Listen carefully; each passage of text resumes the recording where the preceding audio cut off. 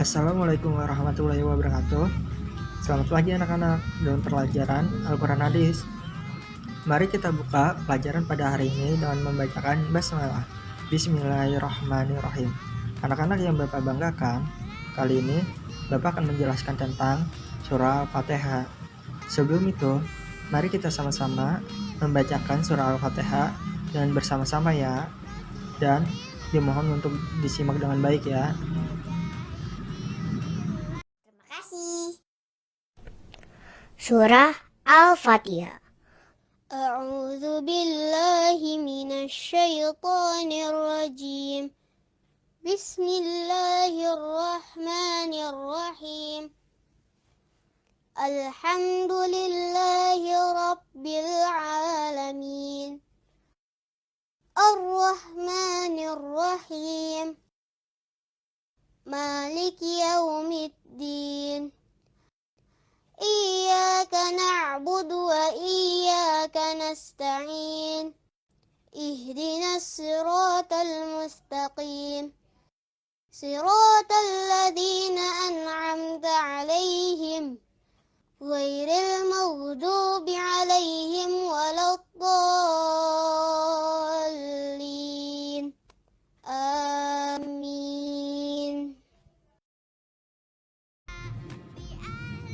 Surah Al-Fatihah menjadi surah pertama saat ketika hendak membuka Al-Quran. Bahkan, surat Al-Fatihah selalu dibaca sebelum dan sesudah melakukan sesuatu. Rasulullah juga mengatakan bahwa seseorang yang tidak membaca surat Al-Fatihah saat menjalankan sholat dikatakan tidak sah, karena surat Al-Fatihah memiliki peranan yang sangat penting. Di dalam surat Al-Fatihah antara lain terdapat pujian dan permohonan manusia kepada Allah Subhanahu wa Ta'ala. Pujian itu berupa pujian atas segala kemuliaan dan kekuasaan Allah, dan permohonan itu berupa pertolongan dan petunjuk kepada Allah Subhanahu wa Ta'ala. Surah Al-Fatihah adalah surah yang pertama di dalam Al-Quran. Surah Al-Fatihah terdiri atas 7 ayat. Sebagai seorang muslim, kalian harus menghafalkannya, karena surat Al-Fatihah wajib dibaca setiap sholat. Setiap muslim harus membaca surah Al-Fatihah paling sedikit 17 kali dalam sehari semalam. Kandungan surat Al-Fatihah. Surat Al-Fatihah artinya pembuka. Surat ini mempunyai beberapa nama, yaitu antara lain Ummul Kitab dan Ashabul Masani.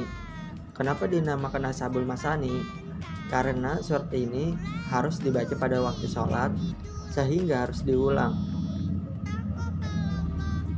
Sholat yang tidak membaca surat Al-Fatihah, maka sholatnya dianggap tidak sah. Surah Al-Fatihah diawali dengan lafal basmalah. Allah mengajarkan kita untuk memulai segala aktivitas kebaikan harus dimulai dengan membaca basmalah. Karena dengan membaca basmalah, kita menjadi ingat kepada Allah, dan Allah juga selalu senantiasa melihat segala aktivitas kita. Ketika mengakhiri aktivitas, hendaklah membaca hamdalah. Dengan membaca hamdalah, berarti kita memanjatkan puji syukur kita kepada Allah Subhanahu wa Ta'ala. Allah juga telah memberi pertolongan dan anugerah kepada kita. Ketahuilah, Allah memberikan kasih-Nya kepada semua makhluk yang di muka bumi ini. Sebaliknya, apakah dia muslim atau tidak, manusia atau hewan, asalkan mau berusaha, ia akan mendapatkan hasilnya. Sebaliknya, sekalipun orang muslim selama tidak mau berusaha, ia tidak akan mendapatkan kasih Allah. Adapun sayang Allah hanya diberikan kepada orang-orang yang taat, melaksanakan perintahnya dan menjauhi larangannya. Untuk itu, marilah kita menyembah dan memohon pertolongan kepada Allah serta meminta dipertunjukkan jalan yang lurus. Jalan yang lurus adalah jalan yang diikuti para nabi, orang-orang yang benar, syuhada, orang soleh. Kita juga berlindung kepada Allah Subhanahu wa Ta'ala agar dijauhkan dari orang-orang yang dimurkai Allah dan orang yang sesat. Orang yang dimurkai adalah orang yang Yahudi.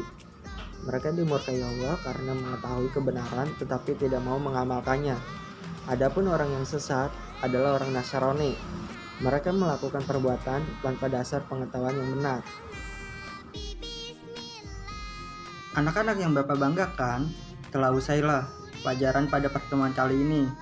Mari kita tutup pelajaran pada hari ini dengan membacakan hamdalah. Alhamdulillahirrabbilalamin. Cukup sekian dari Bapak. Assalamualaikum warahmatullahi wabarakatuh.